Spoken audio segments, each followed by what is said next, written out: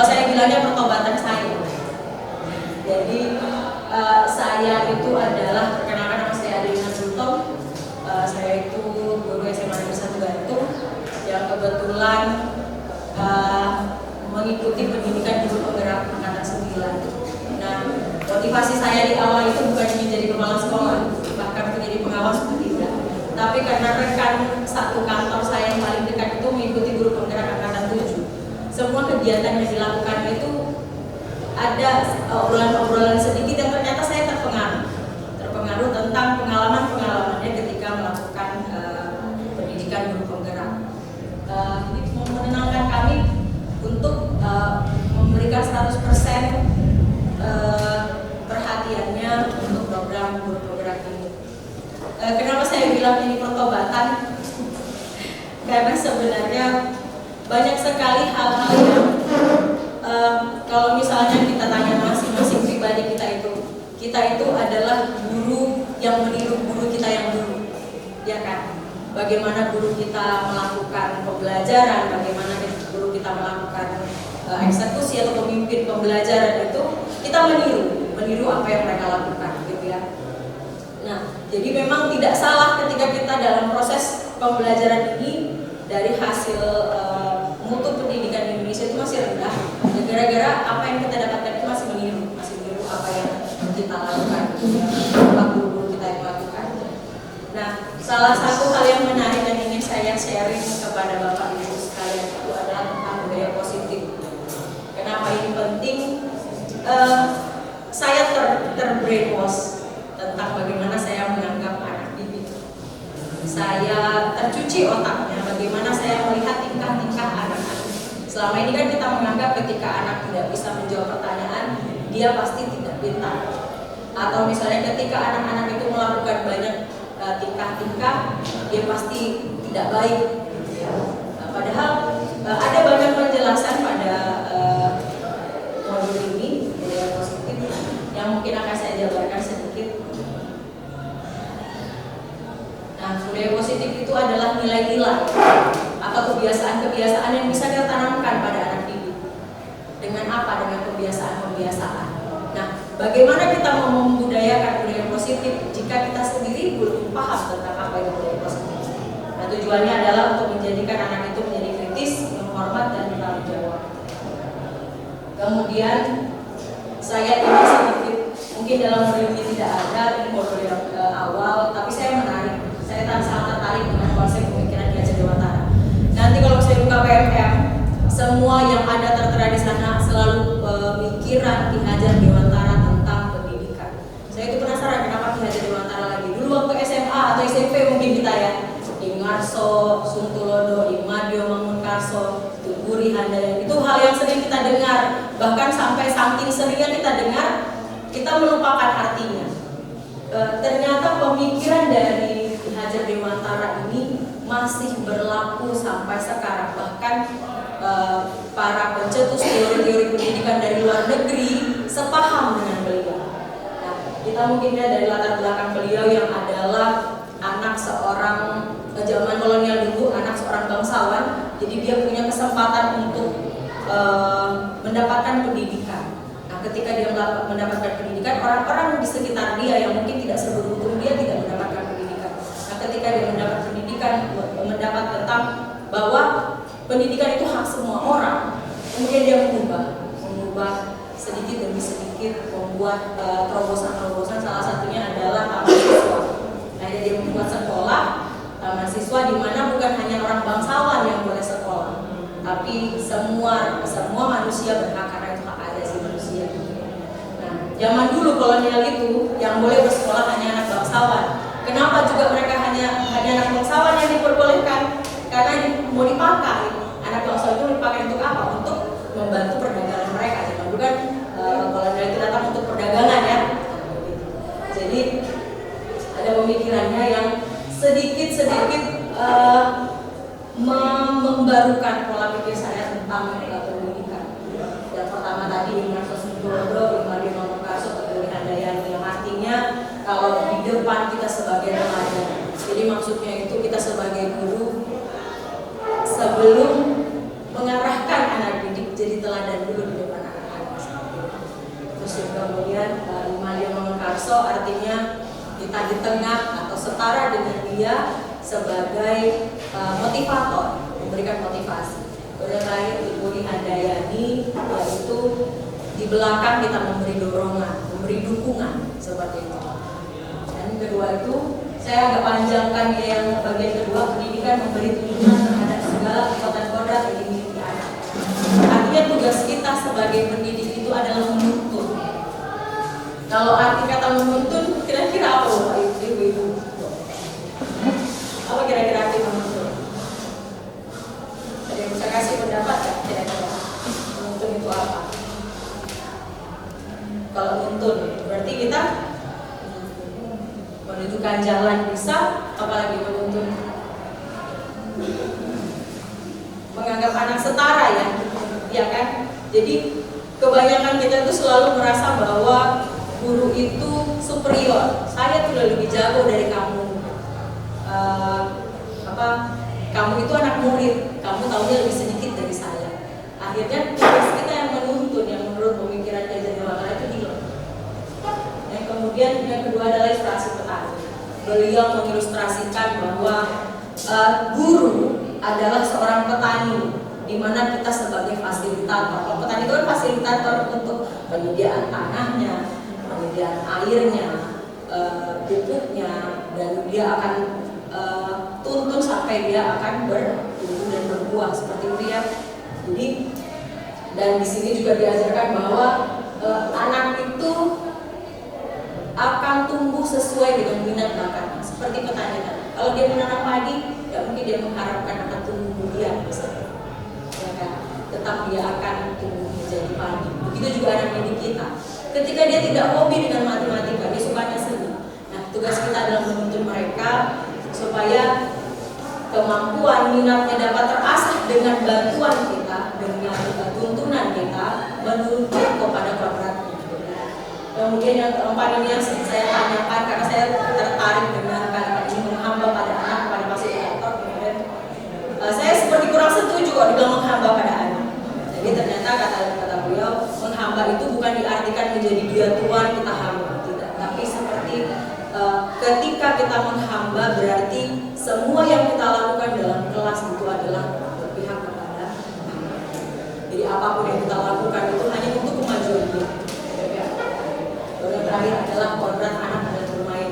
Masih jarang ya Bu Sri, untuk gara-gara pelatihan kemarin tentang Canva, pada pelatihan Canva, bikin game, akhirnya Bu Sri buat di kelas dan ternyata pembelajaran menyenangkannya dia. Karena kodrat anak sebenarnya adalah bermain. Jadi pembelajaran kita itu masih kadang cenderung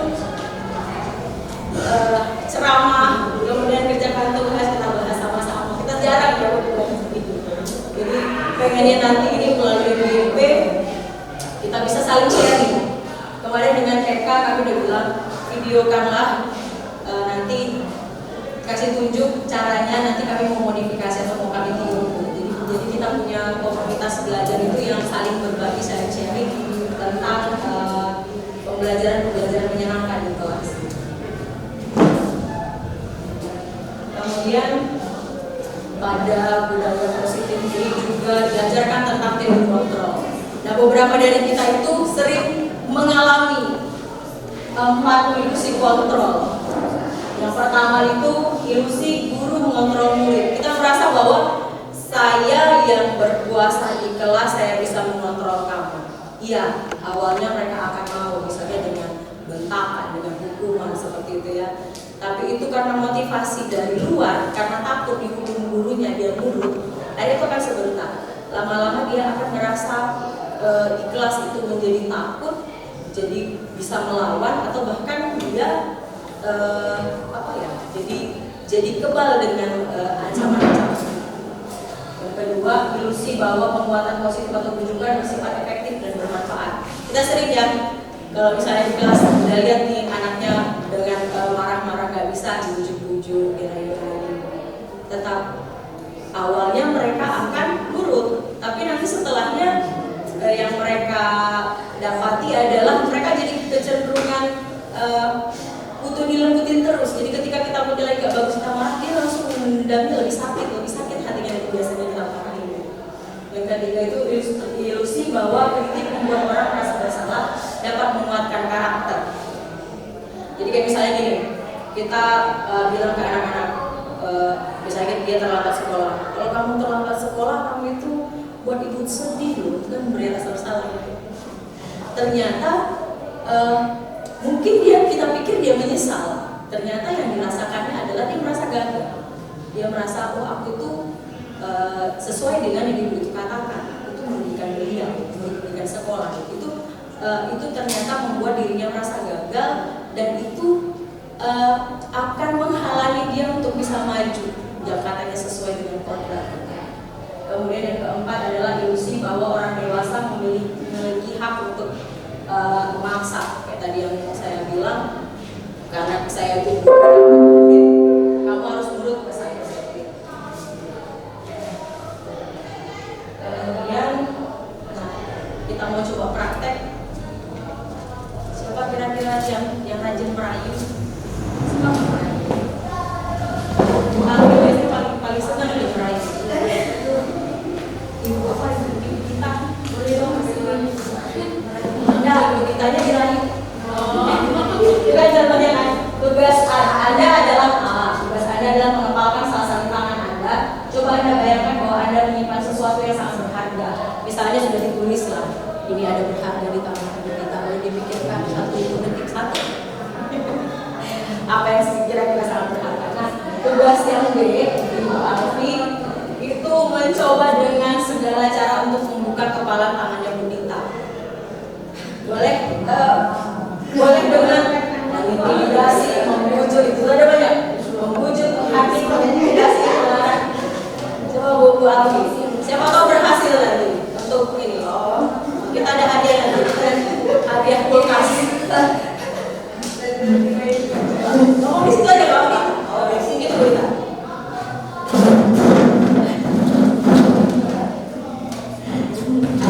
Ayo. Bu Alfi ini terkenal tukang perayu kita.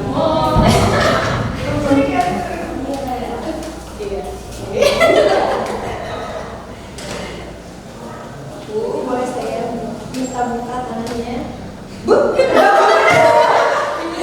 Dita itu harus berharga.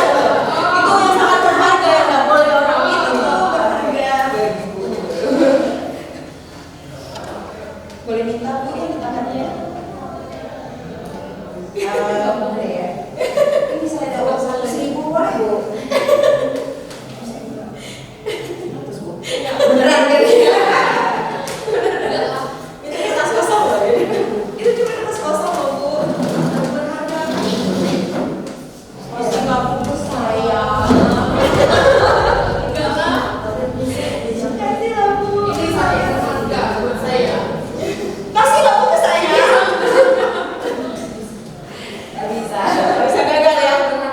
Kalau boleh tahu Bu Dita apa yang berharga itu Bu Dita? Jadi, oke silakan, terima kasih. Jadi tadi Bu Dita itu berusaha mau dia melepaskan. Kenapa? Karena itu berharga benar Bu Dita. Udah dirayu-rayu dikasih surat itu juga nggak mau. Bahkan udah diajak tadi ya. Awas, ada diajak tadi. Guys. Jadi kira-kira apa yang bisa kita dapat belajar dari kisah tadi, cerita tadi?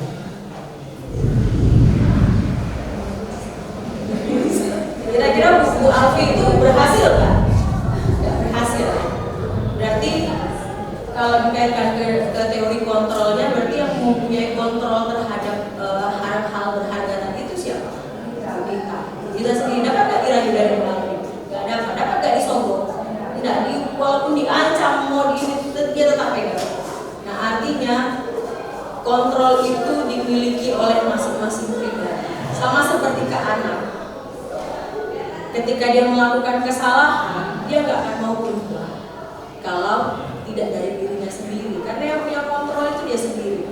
Nah budaya positif ini arahnya ke sana.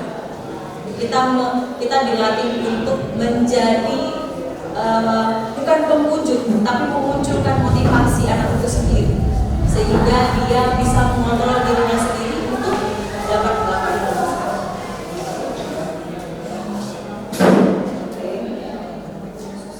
Jadi kita sendirilah yang memegang kontrol atas kepala tangan.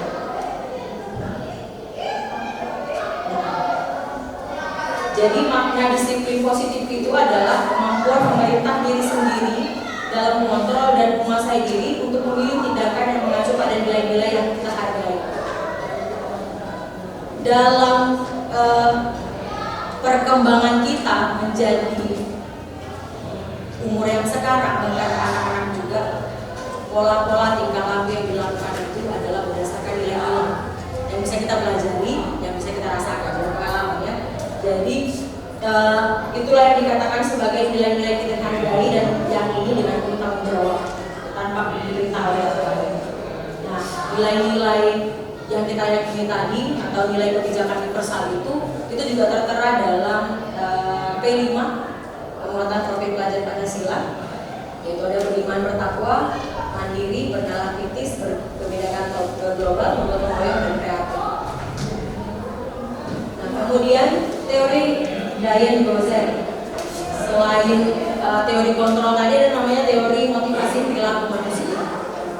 Jadi dengan belajar ini diharapkan kita tahu tuh ketika melihat anak didik melakukan sesuatu, tahu apa sih motivasi perilaku dia itu. Misalnya yang pertama, untuk menghindari ketidaknyamanan dan hukuman. Jadi anak nurut dengan kita karena takut dihukum oleh guru, seperti itu ya. Kemudian untuk mendapatkan imbalan atau penghargaan dari orang lain.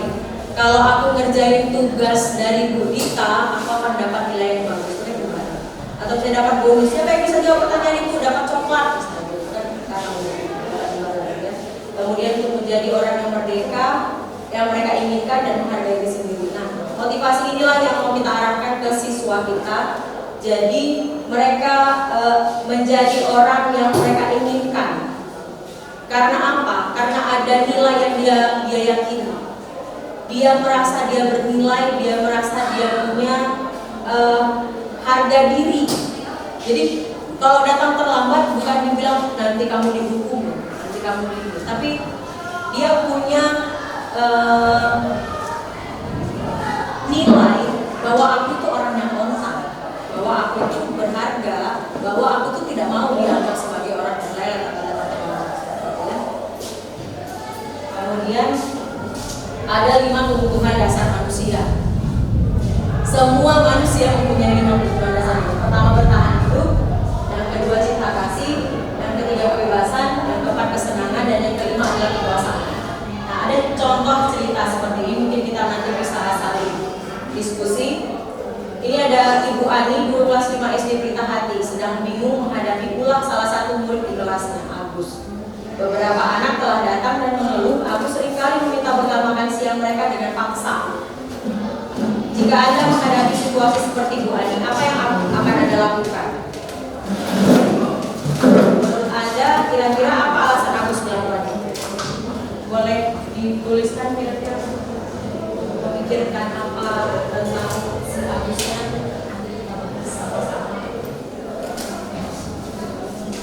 Kira-kira kita memikirkan apa? Kenapa si Agus mengambil makanan?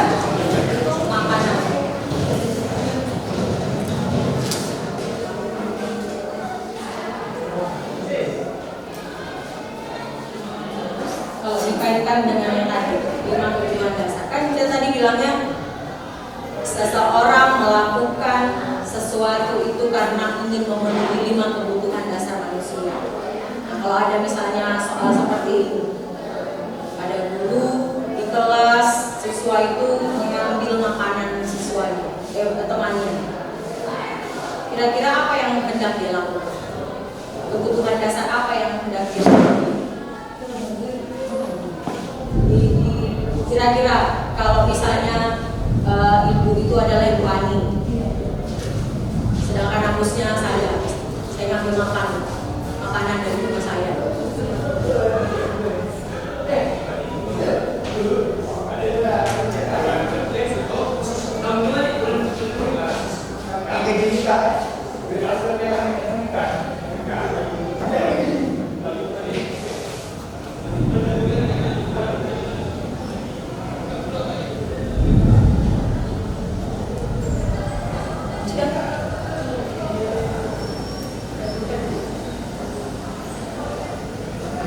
Kira-kira kalau jadi Ibu Ani, Ibu akan memikirkan Agus itu sedang memenuhi kebutuhan apa?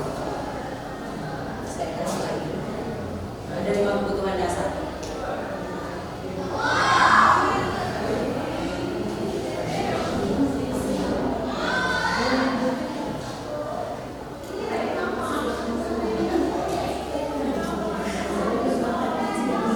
Yang langsung mengarang bebas. Mantap.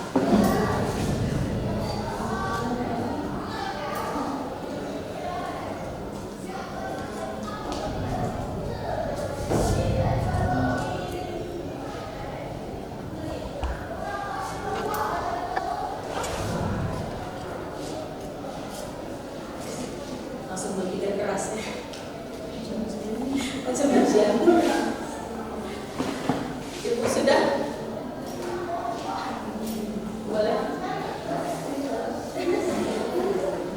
Oh, belum? Udah?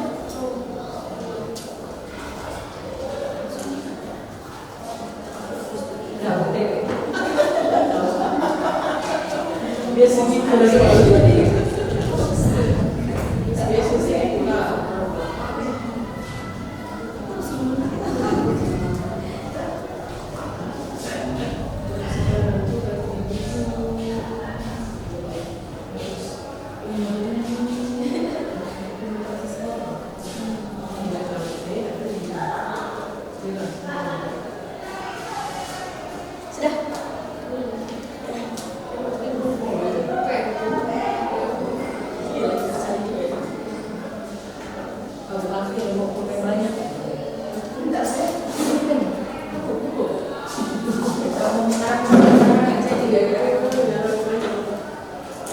Kira-kira apa kebutuhan dasar yang ingin dipenuhi Agus tadi?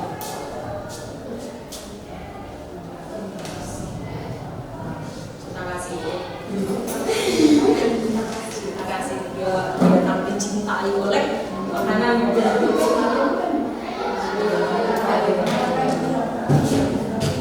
Pilih aja salah satunya itu apa? Oke. Kita cek kira-kira di kertas ibu itu benar. Nah,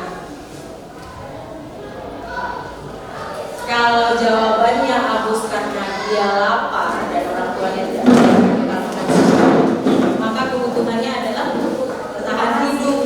Iya, dia lapar, dia pengen makan. Itu ada alasannya.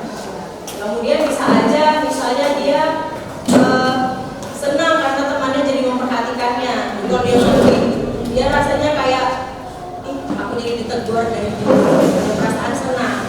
Itu dia di sana karena cinta kasih. Sedangkan kalau dia merasa hebat karena temannya jadi takut dan menuruti kemampuannya itu, maka dia kebutuhannya adalah kekuasaan. Yang kalau misalnya karena dia bosan dengan bekal yang dibawakan ibunya,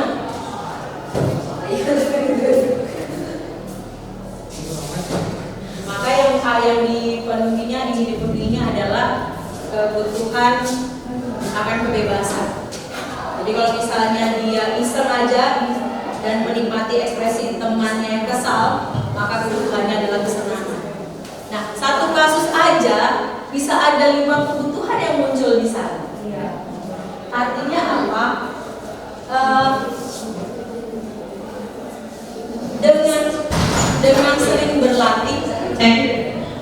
Dengan sering berlatih, melihat kira-kira anak ini memenuhi kebutuhannya yang mana. Jadi cara kita mengatasi anak pun bisa jadi sesuai dengan kebutuhannya. Oh, dia ini butuh makan, berarti di hari berikutnya akan seperti apa aksi yang dilakukan, gitu ya. Jadi saya senang sekali waktu ada materi ini yang beberapa dari kita mungkin sudah pernah mengaplikasikannya di kelas.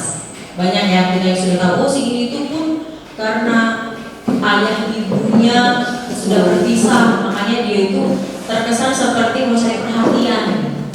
Beberapa dari kita sudah pernah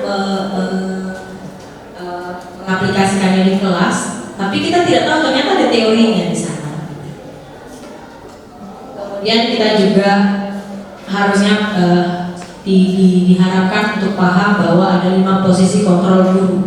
Yang pertama adalah menghukum semuanya. Saya sendiri pribadi juga dulu masih sering melakukan hukuman, karena menurut saya dengan melakukan hukuman anak lebih takut, dia lebih cepat nurut, lebih cepat nurutnya. Iya, cepat juga berubah lagi ya. Karena apa itu? Iya, karena motivasinya karena menghindari hukuman. Iya, bukan karena dia sadar gitu. Kemudian ada membuat merasa bersalah kayak tadi. Kau udah ngasih kan ibu. Kita kan suka buat gitu kan. Ih, kau udah kasihan sama teman-temanmu yang sudah lagi belajar, tiba-tiba kau masuk jadi terganggu. Itu guru-guru yang memberi rasa bersalah. Saya juga dulu masih melakukan hal itu. Kemudian menjadi teman. Seharusnya menjadi teman ini hal baik gitu ya. Ternyata menurut penelitian, ketika seorang guru menempatkan dirinya sebagai teman, karena dia ngerasa akrab dengan guru itu, jadi ketika guru itu lagi marah, dia kecewanya double-double. Kecewanya lebih kecewa. Nah, kemudian ada yang pemantau, dia cuma ngeliat, kamu datang terlambat terus, kan kamu ngeliatin terus. Ada waktu baru dia marahin. Jadi dia memantau kegiatan anak-anak yang salah, yang tidak benar seperti itu. Kemudian yang terakhir adalah sebagai manajer. Nah, sebagai manajer ini kalau misalnya kita ibaratkan kita sebagai manajer artis, apa yang kita lakukan? Sebagai fasilitator ya. Wah, dia mau belajar, kita sediakan medianya. Dia mau curhat, kita sediakan diri untuk sediakan waktu dan diri untuk anak tersebut begitu. Nah, yang terbaik adalah posisi sebagai manajer, gitu ya. Nah, ini sedikit kita tonton video yang mungkin bisa menggambarkan bagaimana posisi kontrol tadi. Dan pernah nggak Bapak Ibu kalau saya nonton sinetron atau nonton film atau yang ada hubungannya dengan sekolah, pasti guru itu selalu diibaratkan sebagai orang yang galak ya, menghukum lah, menjewer lah, gitu-gitu ya. Jadi kayaknya stereotip orang Indonesia itu guru itu emang orang yang mengarahkan anak mengikuti peraturan sebagai penghukum, sebagai pemberi rasa bersalah gitu ya.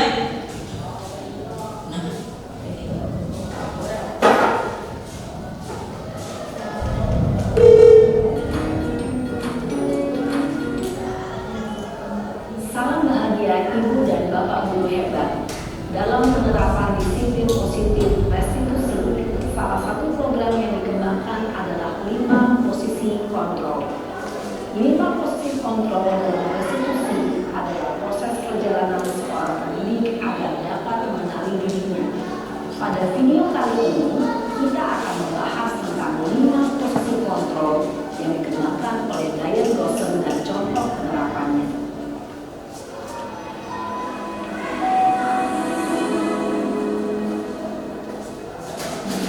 5 posisi kontrol itu adalah 1.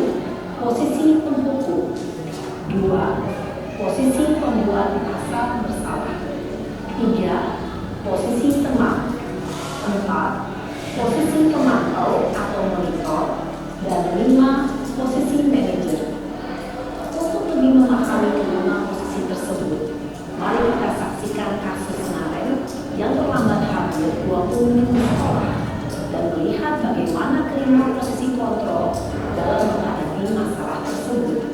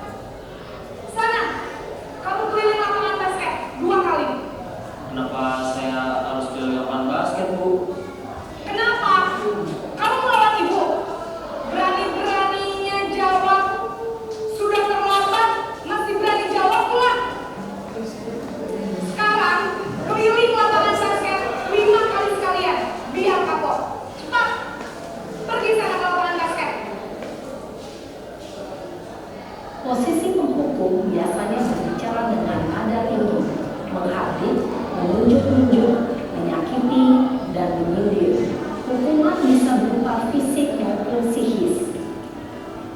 Ibu dan bapak guru hebat, dampak yang terjadi pada murid ketika guru berada pada posisi penghukum adalah murid cenderung akan memberontak, bahkan menyimpan dendam.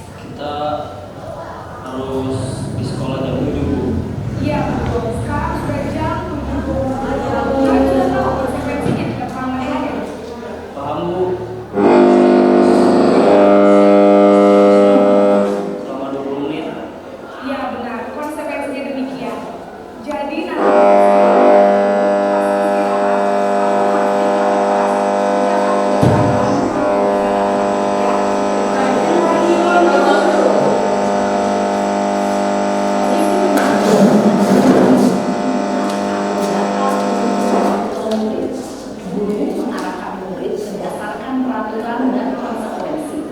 Seorang pemantau menunjukkan salah satu bentuk kerja yang datar dan cenderung formal.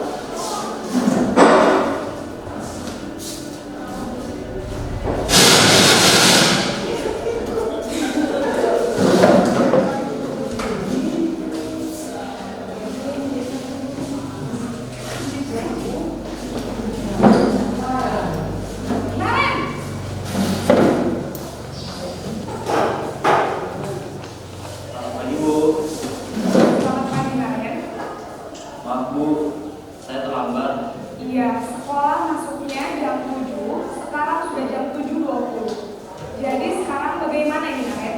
Maaf Bu, saya lupa setel alarm saya semalam. Baiklah, menurut kamu, keyakinan sekolah yang mana yang perlu kamu tingkatkan? Menghargai diri sendiri dan orang lain mungkin ya Bu. Setuju. Jadi, apakah Naren meyakini prinsip saling menghormati tersebut? Iya Bu, saya meyakininya. Apakah Naren bersedia memperbaiki masalah keterlambatan ini? Bersedia Bu. Bagaimana kamu akan memperbaiki masalah keterlambatan ini? Saya akan coba untuk tidak lupa menyetel alarm saya Bu. Baik, kalau Naren lupa menyetel alarm di rumah, ada orang yang kira-kira bisa bantu mengingatkan tidak? Ada Bu, kakak saya, Kak Emma. Ada lagi selain Kak Emma? Selain Kak Emma, ada ibu saya.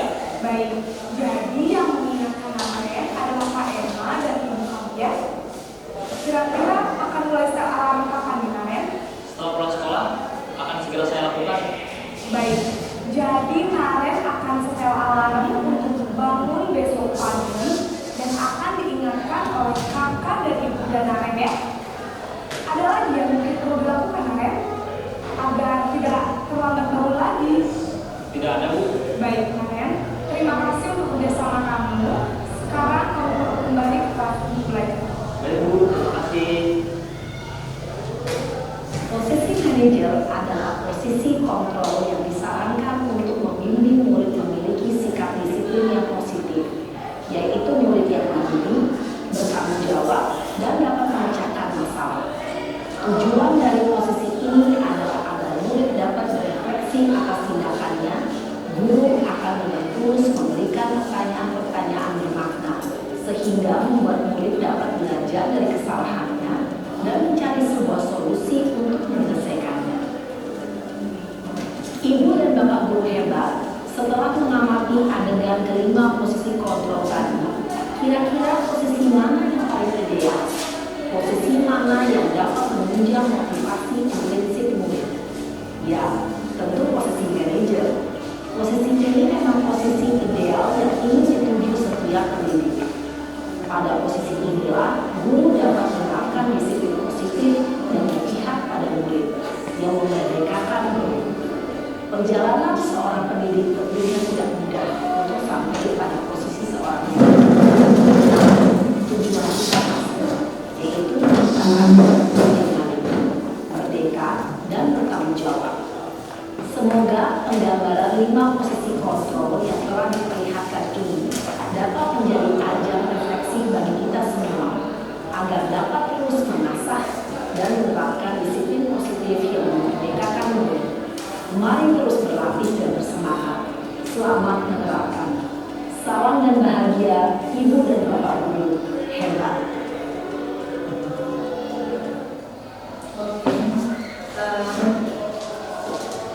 Dari video yang kita tonton bersama-sama tadi, 5 posisi kontrol yang terbaik adalah manajer. Nah, pada adegan yang kelima, ketika guru itu menempatkan dirinya sebagai manajer, ada dia menanyakan tentang keyakinan kelas. Nah, begitu. Sebelum kita menerapkan budaya positif, kita mengajarkan dulu sebenarnya nilai-nilai atau keyakinan yang baik apa yang bisa kita sepakati dengan anak-anak di kelas. Itu yang pertama kali harus kita lakukan. Jadi kalau saya kemarin di kelas saya pakai post-it seperti ini, mereka menuliskan kira-kira hal apa yang boleh dan tidak boleh dilakukan di sekolah di kelas. Nah, mereka akan menempelkan, baru saya akan mengelompokkan. Misalnya sama nih ada yang bilang tidak boleh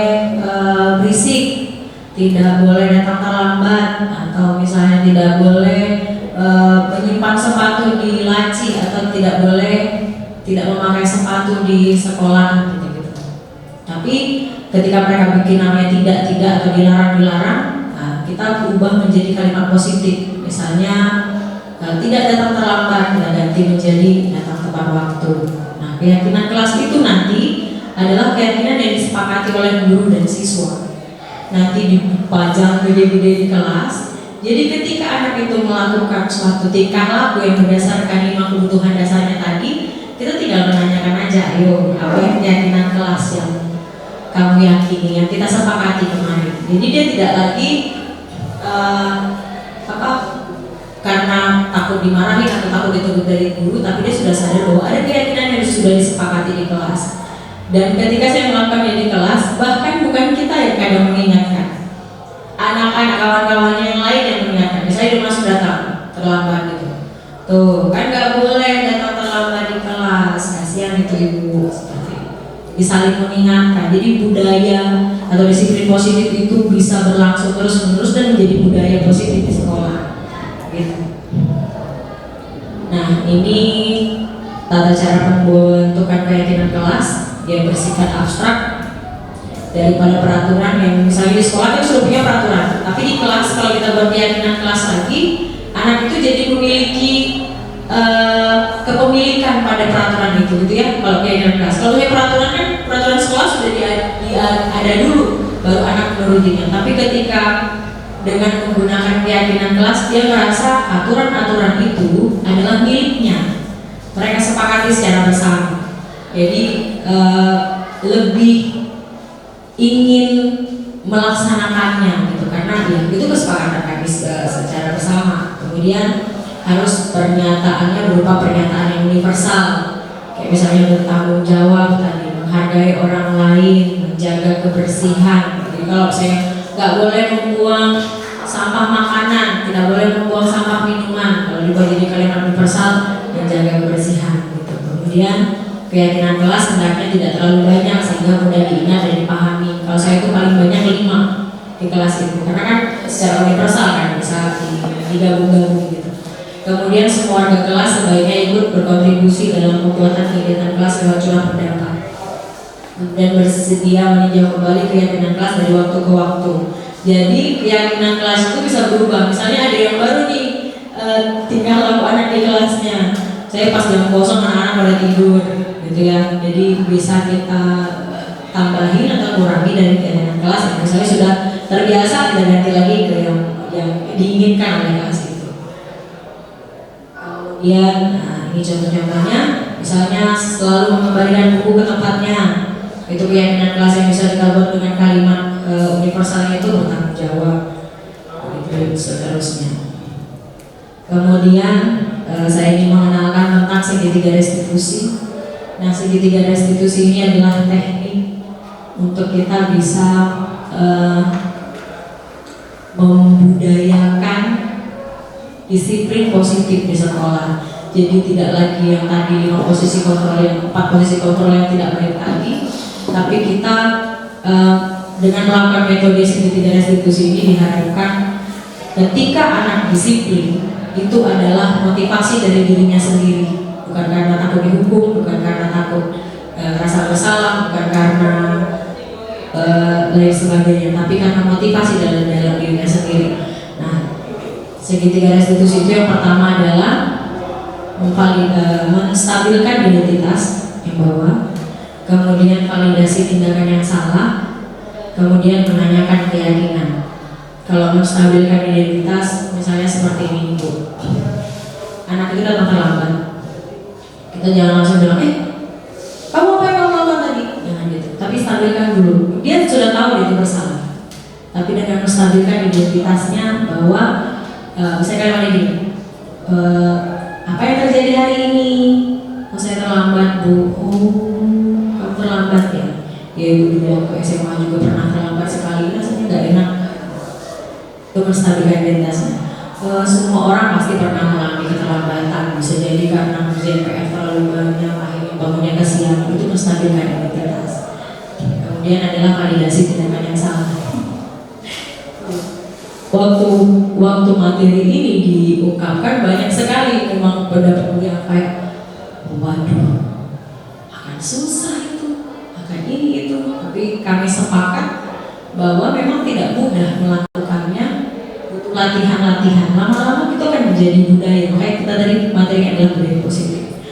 Yang pertama, yang kedua itu adalah validasi tindakan yang salah. Setelah dia sudah menstabilkan identitasnya, dia sadar dia salah, maka kecil kemungkinan dia akan tidak mengaku kesalahannya. Kecil kemungkinan dia akan membela diri. Jadi itu akan mempermudah ketika kita mau validasi tindakan dia yang salah. Kemudian menanyakan keyakinannya tadi yang kita buat di kelas. Ada keyakinan-keyakinan yang kita buat, saya terlambat. Ayo, keyakinan apa yang kita sepakati kemarin? Tepat waktu. Dia langsung sadar sendiri bahwa kesalahan yang dilakukan itu datang tepat waktu. Itu sudah berdasarkan kesepakatan kita bersama.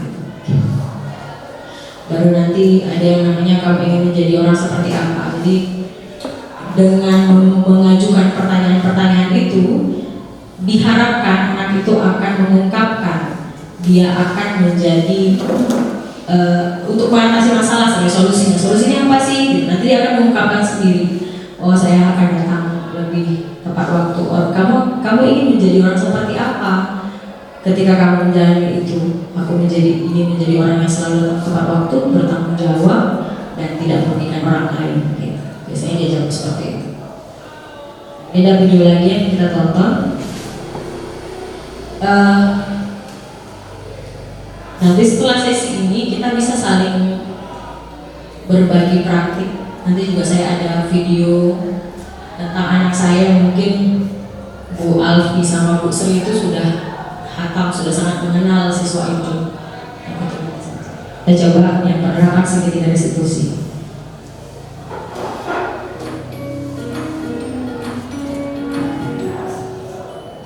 Salam dan bahagia Ibu dan Bapak Guru hebat. Pada video kali ini kita akan membahas tentang salah satu program disiplin positif yang diterapkan di lingkungan sekolah yang dikenal dengan nama restitusi.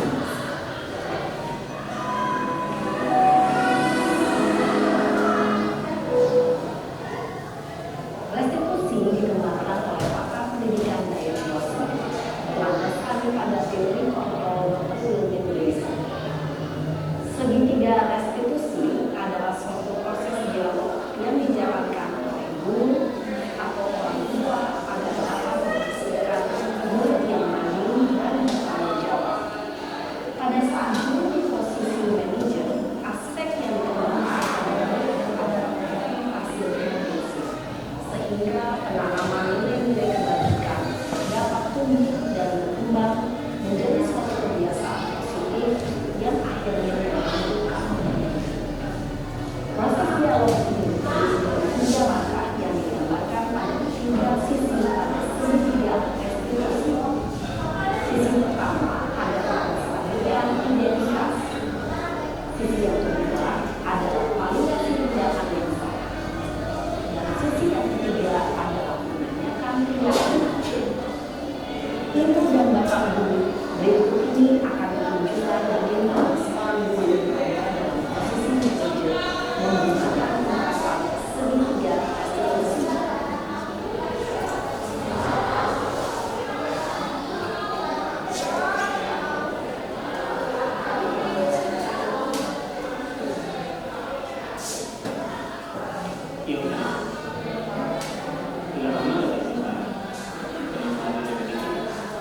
Stop Pak, kesel banget. Masa aku dikatain kurang pintar Pak? Ya aku marah lah. Aku lagi dikatain mereka di depan kelas. Kesel banget. So itu ya pasti kemungkinan besar. Bapak juga akan marah apabila ada yang menurut Bapak. Kemudian pada saat itu kamu melakukan apa? Ya saya langsung ngapain mereka lah Pak. Kesel banget. Saya bentak-bentak dia di depan teman-teman lain. Oh begitu. Pasti kamu melakukan seperti itu karena suatu alasan tertentu kan? Iyalah, saya diam aja Pak. Ya saya bela diri lah. Aku saya di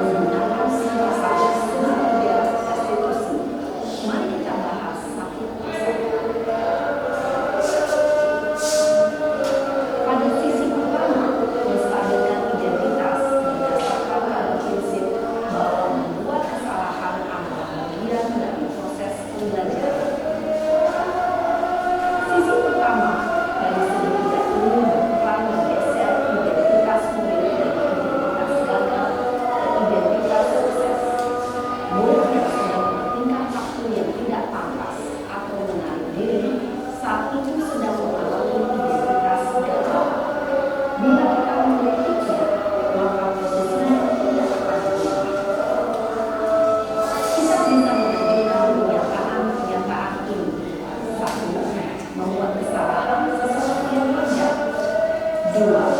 Manusia tidak akan sempurna. 3. Kita bisa memperbaiki masalah ini. 4. Saya tidak menanyakan kesalahannya. Saya lebih fokus bagaimana memperbaiki masalah ini. 5. Apakah saat ini kamu pernah menjadi orang yang baik untuk dirimu sendiri? Pada sisi kedua, validasi tindakan yang salah berlandaskan pada prinsip bahwa setiap perilaku berupaya memenuhi suatu kebutuhan tertentu. Guru yang telah memahami nilai kontrol akan bergeser dari pemahaman stimulus respon menjadi reaktif dan mencoba untuk mengenali tujuan dari perilaku murid, mengenali dan mengakui kebutuhan murid ini dapat memperbaiki hubungan dengan diri. Pernyataan atau pertanyaan bisa disampaikan dengan ada suara tidak menghakimi atau menunjukkan, sehingga dapat memberikan diri pada posisi positif. 1. Kamu bisa sadar tidak lebih mendapatkan nilai ini. 2. Aku bukan melakukannya atas terpaksa. 3. Kamu melakukannya karena mempertahankan suara yang penting. 4. Mungkin kamu bisa mempelajari suatu perilaku yang lebih efektif. Bersedia, kamu mempelajari cara yang lebih. Selanjutnya, kita akan simak sisi terakhir untuk menanyakan keyakinan. Teori kontrol menyatakan bahwa pada dasarnya kita termotivasi secara intrinsik. Pada saat perilaku yang salah kita validasi dan identitas sukses oleh kami, maka murid telah siap memainkan keyakinan-keyakinannya dengan tindakan yang salah dan manusia yang telah bergeser ini menjadi orang yang tertuju. Pertanyaan-pertanyaan ini dapat memberikan keyakinan yang diamini. 1. Sebagai keluarga ampulas, apa yang kita yakini? 2. Nilai-nilai apa yang dapat masyarakat ini? 3. Seperti apa gambaran sebuah bahasa ideal? 4. Kamu ingin menjadi orang seperti apa?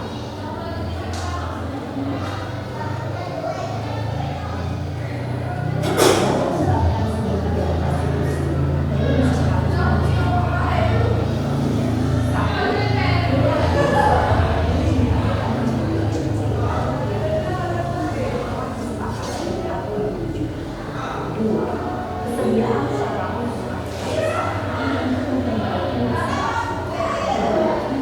masalah sebisa mungkin relevan atau memiliki kebutuhan masalahnya. Usaha perlu adanya suatu usaha kebaikan dari pihak yang berbuat usaha. Waktu perlu didedikasikan waktu untuk pihak yang berbuat usaha. Tanyakan kapan kamu berbuat usaha untuk memperbaiki masalah. Dengan memahami struktur pendapat sedikit institusi, diharapkan dapat merupakan prosesnya sebagai pekerja dengan mengajukan pertanyaan-pertanyaan bermakna yang dapat membuat murid menjadi percaya diri, bertanggung jawab, dan mandiri. Ibu bapak guru, tidak mengikuti setiap tahapan dan meski tidak eksekusi, bergantung pada dinamikanya suatu proses. Misalnya, jika kita sendiri sedang maka tidak perlu mencoba secara terpisah, bahkan bisa sekedar menanyakan dan anaknya itu ya diam aja, diam. Tapi ya seminggu setelah itu ada berubah sekolahnya begin. Nah, karena bapaknya itu cerita ke saya mau jam 11 malam dia dikunci bapaknya dari rumah karena dia di WA pacarnya itu bilang mau diajak keluar gitu. Nah bapaknya itu nggak suka lah, pokoknya nggak setuju lah gitu bapaknya. Bapaknya itu kerjanya cuma kayak ambil kayu kayak gitu Bu. Tapi beliau itu punya harapan besar terhadap anaknya itu mau sekolah. Maksudnya biar gimana pun beliau carikan biayanya asalkan dia mau sekolah gitu kan. Paling tidak tamatkanlah SMA gitu bapaknya. Nah sampai sekarang dia sudah kelas 12 sekarang. Kelas 12 masih. Nah itu sampai sekarang belum kayak saya sudah tidak wali kelasnya lagi. Tapi saya tanya anak ini masih sering ke sekolah, masih sering alpanya sudah tidak. Gue sakit gitu, tapi masih sering tidak sekolah. Tapi sekarang cuma saya mikir mau pakai, maksudnya mau dengan cara apa gitu Bu. Ya mungkin tadi dapat pembelajaran kan Bu ya, bisa diterapkan nanti ke anak yang lain yang memiliki seperti itu, ataupun sekarang mungkin belum terlambat saya rasa walaupun sudah kelas 12 ya anaknya kan ya Bu ya. Ya mungkin saya tidak wali kelasnya tapi saya ngajar dia di kelas, mungkin sedikit banyaknya bisa membantu lagi gitu walaupun tidak wali kelasnya dia gitu. Tapi sekarang anaknya masih seperti itu, cuma tidak alpa lagi tapi masih sakit gitu. Tapi masih tidak sekolah, masih sering tidak masuk gitu Bu. Wah, pengalaman luar biasa benar Bu ya. Serba-serbi itulah tugas kita sebagai penuntun tadi, menuntun sesuai dengan kodratnya. Kan kasihan kalau misalnya kita tidak berbuat apa-apa padahal kita tahu itu salah, akhirnya dia jadi terjerumus dengan pola pikirnya yang masih anak muda itu kan. Saya kasihan ke bapaknya sih, lebih kasihan ke bapaknya karena bapaknya setiap hari kerja cuma cari kayu dengan sepeda Bu. Iya. Sedangkan dia seperti itu gitu. Sedangkan harapan besar bapaknya ke dia gitu kan. Kasihan bapaknya punya harapan tinggi terhadap anaknya tapi anaknya malah kayak gitu gitu.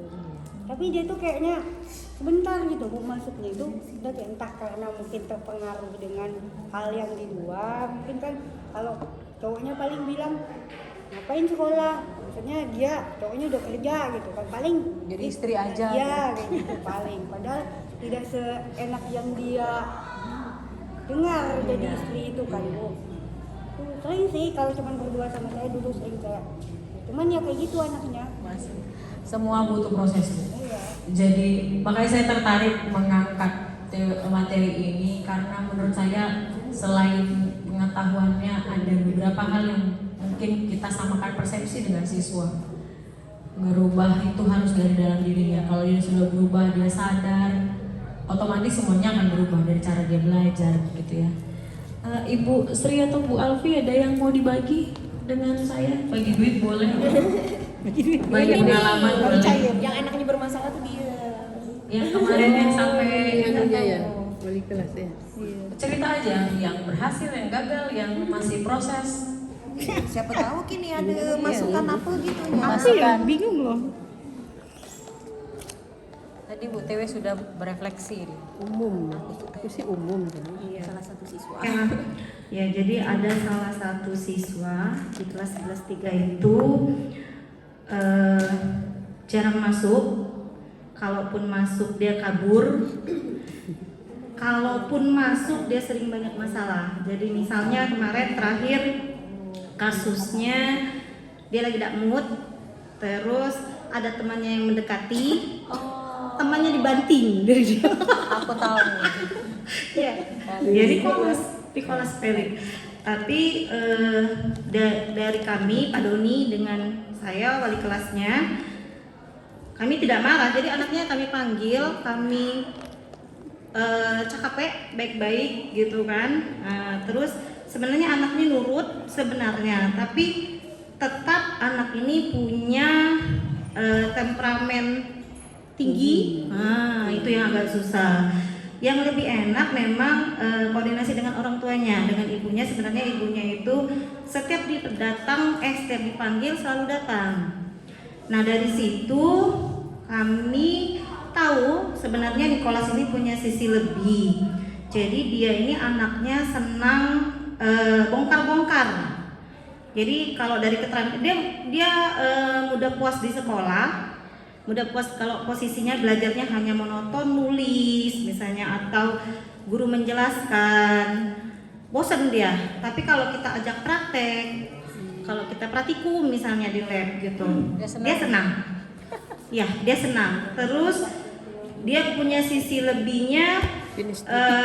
Ya, dia senang menemukan sesuatu. Jadi dia senang bongkar barang.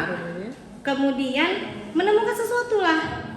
Dan gitu. dia tuh sering dimarahin orang tua di rumah. Jadi Nah, orang tuanya ini berontak. iya, dia mungkin ya sering dimarahin dari bapaknya Bu Adel. Iya, dari dari bapaknya. Tapi sebenarnya kalau dari sisi ibunya agak lembut dikit gitu. Jadi kalau saya lihat sebenarnya kalau kita arahkan anak ini bisa lebih bagus lagi gitu.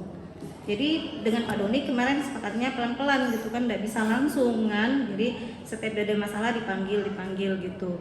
Dan sebenarnya sudah panggilan kedua kemarin dengan orang tua dan diberi peringatan kalau andai dia masih berbuat lagi mungkin akan dipindahkan, bukan dikeluarkan tapi dipindahkan.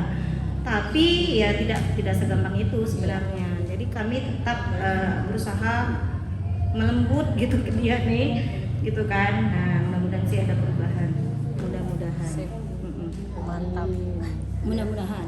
Agak-agak makanan jong sedikit. Betul. Nah, tapi kalau dipuji, Iya, Kasih betul. sayang dari Jadi dia kelas 10 itu biologinya dengan aku. iya.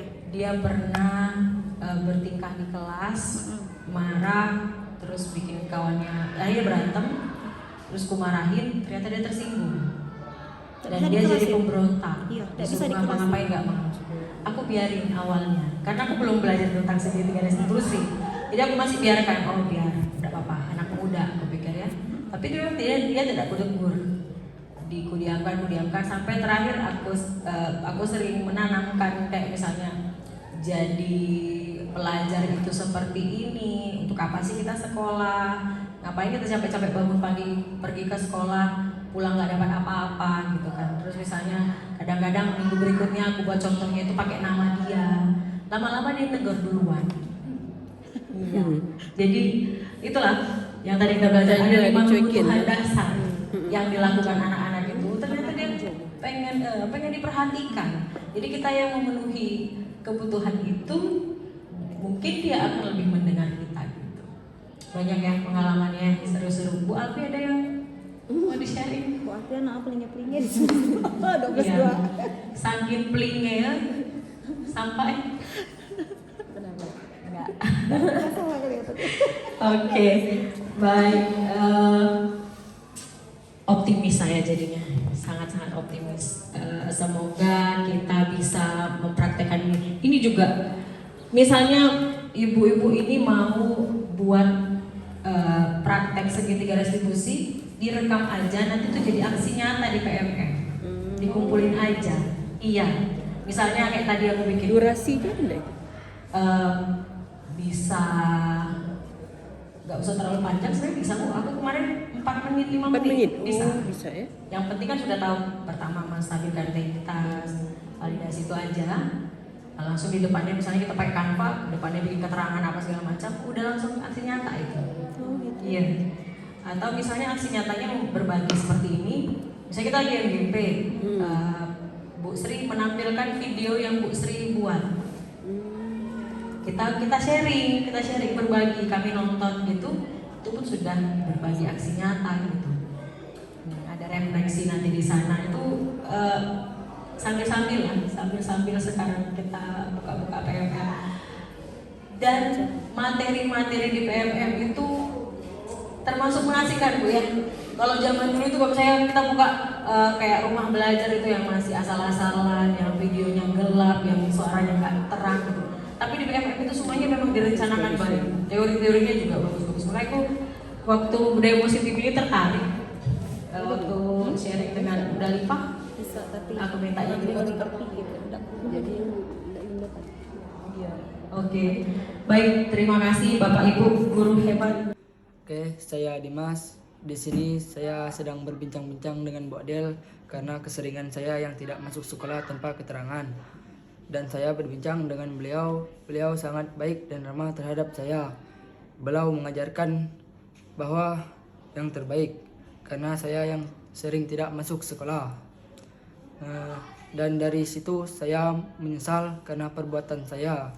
Dan Bu Adel terus menegur saya untuk menjadi siswa yang baik dan menjadi orang ke depannya.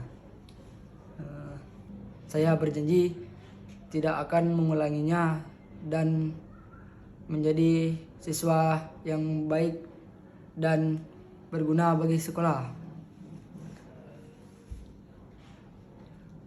Terima kasih. Oke, Ariel, makasih hari ini sudah mau bincang-bincang dengan Bu Adel. Ibu mau tanya kira-kira gimana perasaannya sekarang? Senang bisa ngungkapin semua perasaan sama Bu Adel, bisa ngungkapin keluh kesah. Harapannya gimana ke depan? Harapan ke depan buat masih di sini ya, masih di sekolah, ingin lulus tanpa ada masalah dan asumsi. Terus? Gitu aja? Gitu. Oke, makasih. Baik, Venia, gimana perasaannya sekarang? Lebih tenang, Bu. Lebih adem setelah dibicarakan dengan Ibu. Saya menyesal telah tamat sekolah. Lain kali saya berjanji tidak akan mengulanginya lagi. Oke, terima kasih ya. Ya.